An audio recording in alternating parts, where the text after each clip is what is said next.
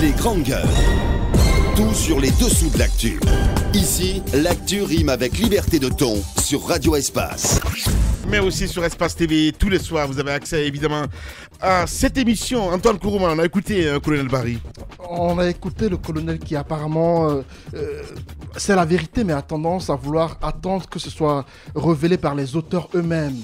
Parce qu'on a entendu dire que El Hadj, qui serait le cerveau du groupe, va faire une déclaration devant la presse. Et donc, on est au courant de comment El Hadj a été arrêté du côté de la Guinée-Bissau. Et on nous a appris que c'est là qu'elle est montrer la tombe dans laquelle le corps a été enterré. Donc on attend de voir ce qui va suivre. Mais ce que j'ai envie de dire dans ce dossier de la Doura, on a plusieurs fois entendu le fils Tierno Diallo qui souvent a démenti les informations passées par la presse. Dans un premier temps, il a dit que la caution versée par la famille qui s'élevait à 500 millions à l'époque annoncée par Moussa Moïse, il a démenti l'information sans pour autant nous dire combien exactement avait été versé. La dernière fois, il démentait le fait que le corps retrouvé n'était pas celui de son père. Donc finalement, on ne comprend pas pourquoi, dans un premier temps, on donne des informations, le fils dément. Et on est surpris que le fils ne fasse pas partie des éléments qui vont pour un peu vérifier qui est le corps dans la tombe découverte. Je ne sais pas pourquoi on n'emmène pas la famille pour la découverte. C'est des questions que je me posais. Donc aujourd'hui, c'est important que cette histoire soit véritablement clarifiée afin qu'on soit situé par rapport à ces multiples cas d'enlèvement, parce que beaucoup d'opérateurs économiques aujourd'hui ont peur. On a entendu le Goa qui a voulu faire une journée sans commerce parce qu'aujourd'hui, leur groupe est ciblé. Et donc c'est important que notre gendarmerie, notre justice nous situe par rapport à cette situation. Antoine Kourouma, on va revenir dans un instant, mesdames et messieurs. Venons-en à cette histoire sordide. Hier, j'ai écouté le journal. On s'est dit qu'il faut inviter évidemment Philomène Bangoura dans ce studio. Tenez-vous bien. Regarde-moi, il ne faut pas pleurer. Tu as mal quelque part? Non, ça ne vaut pas la peine, il ne faut pas pleurer. Seydou Nour Guissé tente de consoler son épouse Kamaran Sira qui était impatiente de tenir dans ses bras ses 3 bébés. C'est le tout premier geste après le mariage qui a duré presque une année. Lorsque nous avons décidé vraiment de consulter un médecin dans le cadre du processus, on est allé rencontrer le professeur Télissi.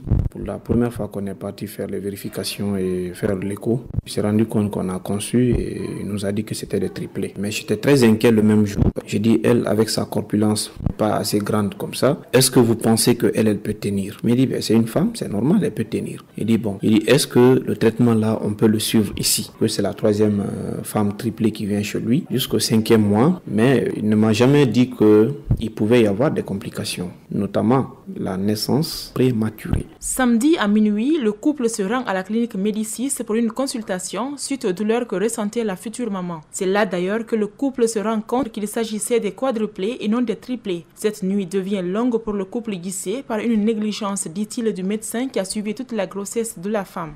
Elle a perdu ses os et puis la naissance est annoncée. Je suis parti voir sonner, je dis où est professeur? Appelez-moi professeur. On me dit que non, professeur va venir, que toute une équipe viendra après. Dans les mains de ces deux-là qu'elle a accouché les 4 prématurés. Professeur ne s'est même pas inquiété, s'est pas approché.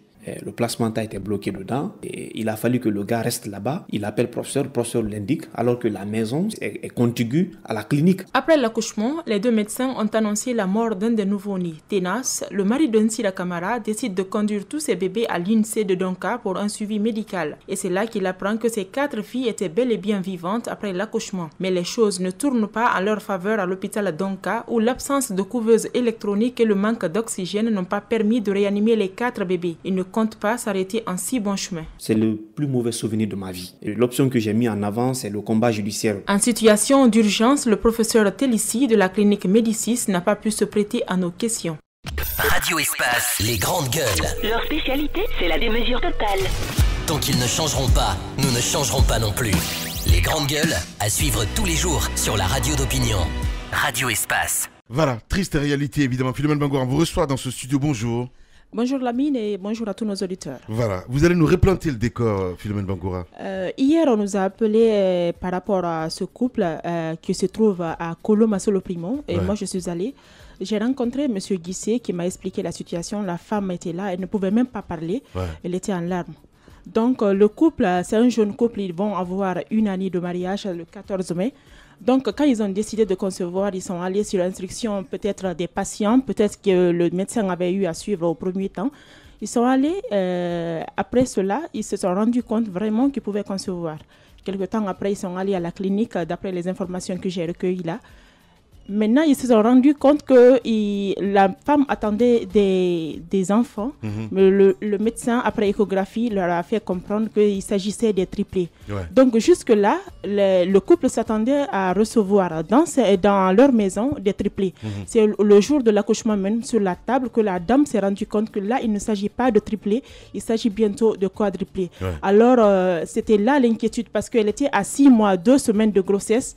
Elle pensait pouvoir aller à l'hôpital pour juste avoir des vaccins parce qu'elle ressentait de fortes douleurs. Arrivée là-bas maintenant, c'était l'accouchement. Elle perdait des os. Donc, son mari a demandé à appeler le médecin parce que le médecin, il habite, d'après les informations, il est juste... la maison est à côté de la clinique. Ils l'ont appelé, mais il n'est pas venu. Il y avait 2 médecins, un stagiaire et un titulaire qui se sont occupés de la dame. La dame était là, elle criait. Quand, après l'accouchement, le médecin est sorti pour lui dire « Ah, madame, vous avez perdu un de vos enfants. » Mais le monsieur, il tenait vraiment à la survie de ses enfants. Il a demandé à sa belle-sœur de l'accompagner, parce qu'il était minuit, de l'accompagner à l'INSEE de Donka pour un suivi médical des nouveau-nés. Arrivé, mais il y avait l'ambulance dans la cour, mais les gens, ils n'ont pas voulu vraiment se bouger à temps. Il a insisté et il s'est fait accompagner par un infirmier pour ne pas qu'il y ait des difficultés au barrage. Arrivé maintenant à l'INSEE, il dit il n'y avait même pas de lit qui était couvert, tout. Les enfants étaient abandonnés sur le banc. Il n'y avait pas de couveuse électronique pour vraiment prendre ces enfants à charge. Il n'y avait que deux bouteilles de gaz pour tous les enfants, tous les nouveau-nés qui étaient dans le centre. Donc, de minuit jusqu'à 5 h du matin, les 2 premiers, parce que c'était des filles, les 2 sont décédées. Le 3e jour maintenant de leur naissance, les autres aussi ont suivi. Voilà. Donc, c'est un peu ça, le constat fait sur le terrain. Et quand j'ai essayé de joindre professeur Si, il y a son assistant qui m'a fait comprendre qu'il était au bloc, qu'il opérait 2 autres personnes. Je lui ai demandé alors à quel moment je peux avoir le médecin pour échanger avec lui, pour vraiment équilibrer l'information. Il m'a dit non, avec un ton vraiment, je ne sais pas, énervant. Hostile. Il me dit oui. Il me dit non, bon, si vous ne croyez pas ce que je dis, donc, parce que là, j'ai la voix enregistrée dans le téléphone. Il me dit si vous ne croyez pas, donc venez au bloc. En ce moment, je n'ai aucun intérêt à vous mentir. J'ai dit non, là n'est pas le problème, parce que je viens de recouper une information. Donc, vouloir diffuser comme ça pour une radio responsable, c'est pas vraiment chose, en tout cas, c'est pas professionnel. Il me dit donc, venez à l'hôpital à 17 h. J'ai dit 17 h, nous, on va passer l'information à 18 h. À 17 h, Madame So a insisté, Philomène, il faut appeler le médecin.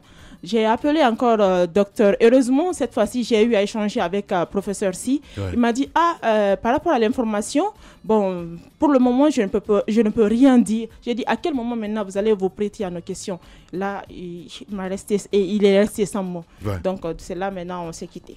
Oui, en effet, la situation, elle est pathétique. C'est une histoire difficile à entendre, à la fois pour ceux qui nous écoutent, mais encore plus difficile à vivre. On a entendu le père quand même qui dit qu'il va porter plainte. Justement, et c'est là que j'allais en venir tout à l'heure. Difficile à vivre pour ceux-là qui ont perdu. Quand même, la femme, c'est une primipare et elle s'apprêtait à recevoir ses premiers enfants. C'était beaucoup de bonheur annoncé pour un nouveau couple.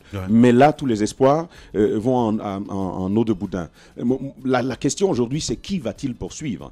Parce qu'il y a pas mal d'acteurs qui sont impliqués dans la situation. Parce que là, il se dit que le médecin, après consultation, il n'a pas vraiment expliqué au couple s'il y avait des risques à ce niveau. Parce que le monsieur a insisté, il a demandé au médecin, est-ce que, parce que sa femme n'est pas aussi grande de taille, vu sa corpulence, est-ce qu'elle pourra accoucher dans les conditions les meilleures? Le médecin lui a rassuré que la femme pourra vraiment accoucher, parce que c'est pas la première fois qu'il arrive à suivre des personnes comme ça, donc qu'elle pourra vraiment s'en sortir. Donc dans l'espoir, ils sont restés dans cette clinique pour suivre en tout cas les traitements jusqu'au jour où vraiment l'acte s'est produit. D'accord, on voit bien, Lamine Guirassy, que d'une certaine manière, là je suis d'accord là-dessus, la responsabilité du médecin, elle est engagée,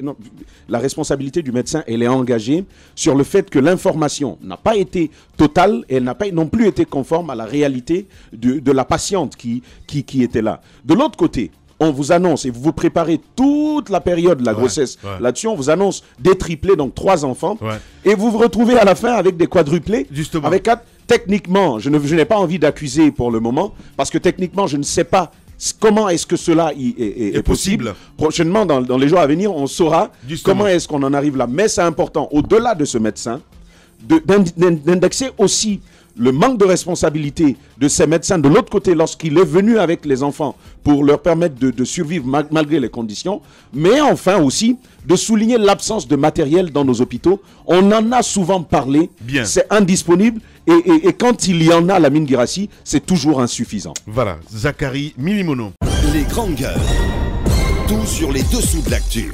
Ici, l'actu rime avec liberté de ton sur Radio Espace.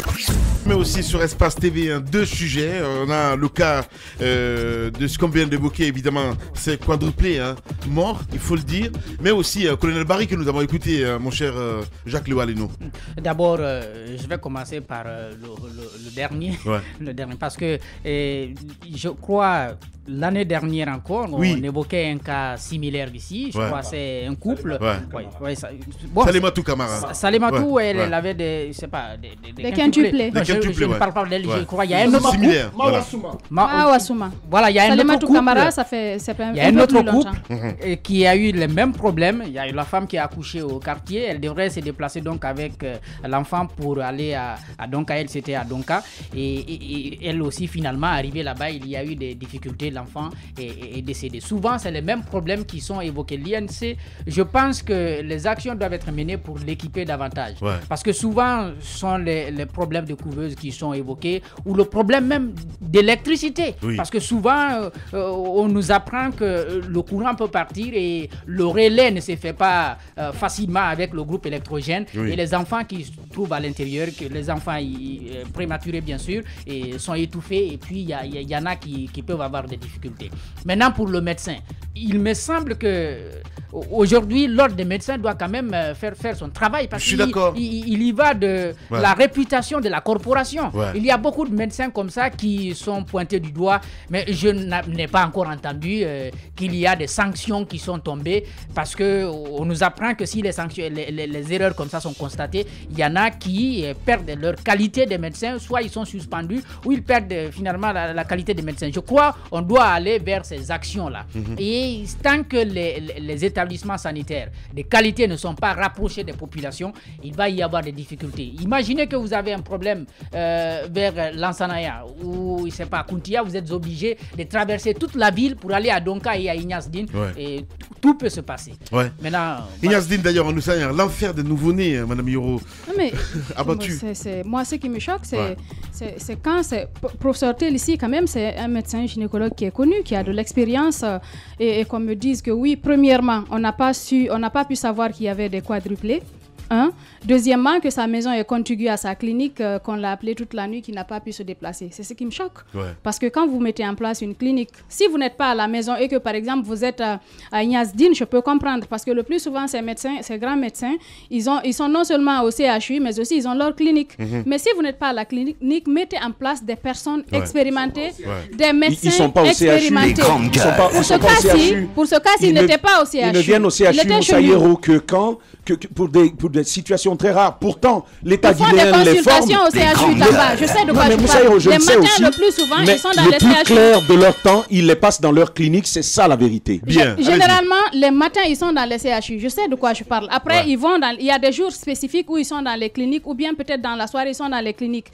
Mais ce qui fait mal, en fait, on laisse proliférer ces cliniques qui n'ont pas suffisamment d'équipement.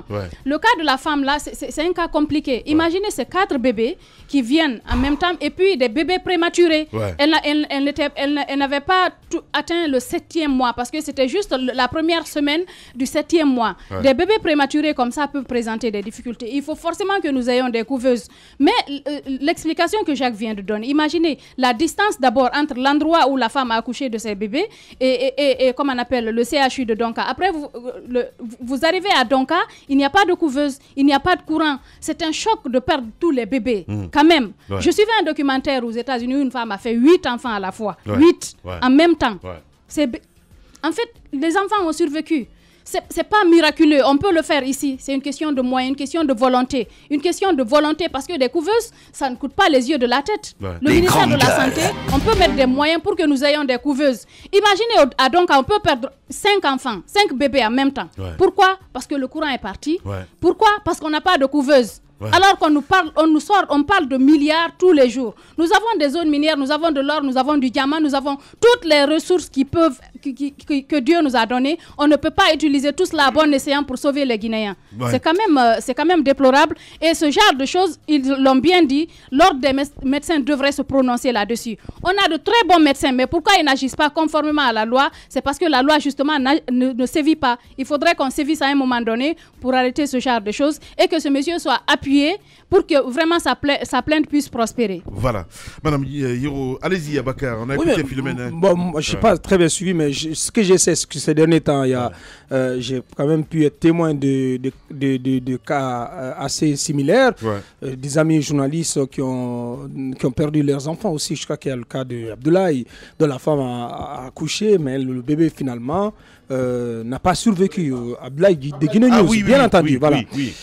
Notre ami de la RTG aussi. Donc, ce sont des situations qui sont assez dommageables, assez regrettables. Ouais. Et ça pose le débat sur les conditions.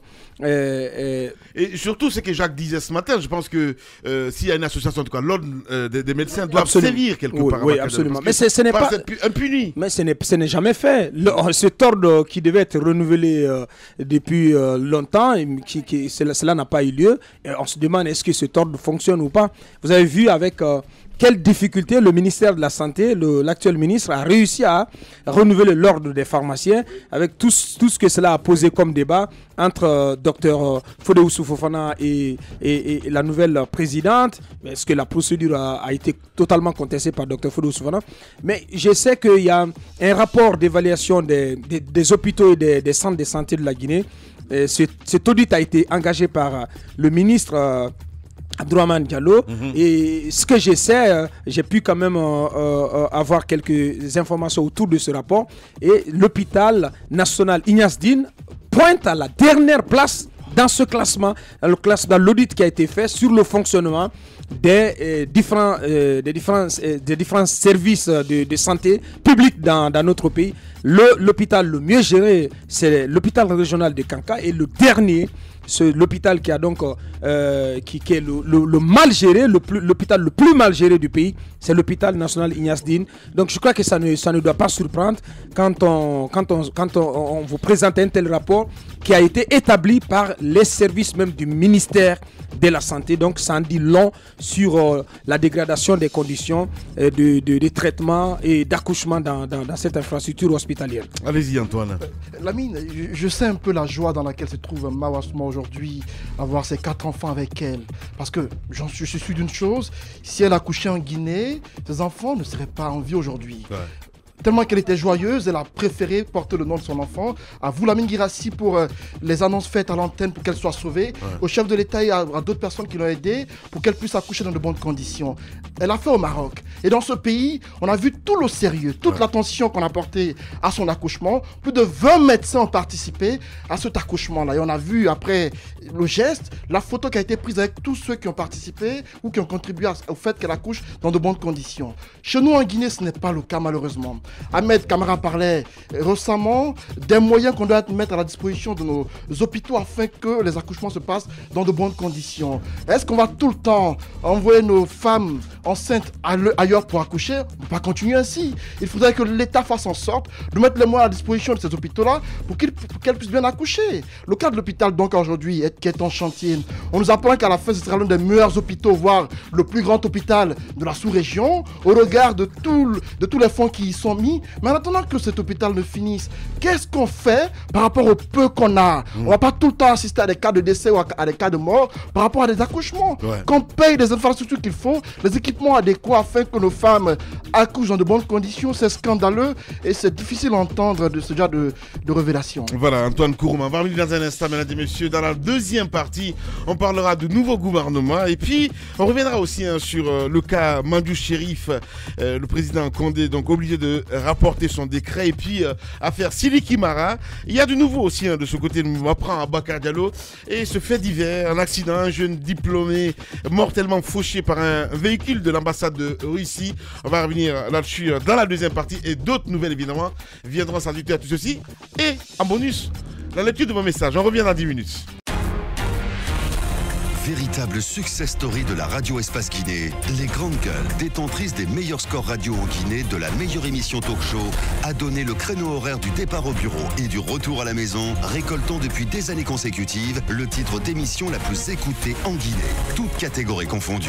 Un grand total de plus de 5 millions d'auditeurs ont été fidèles au talk show Les GG, diffusé jour après jour sur toutes les stations du réseau Adafo Média de 9h à 10h30, un exploit qui restera longtemps dans les annales de la bande FM en Guinée.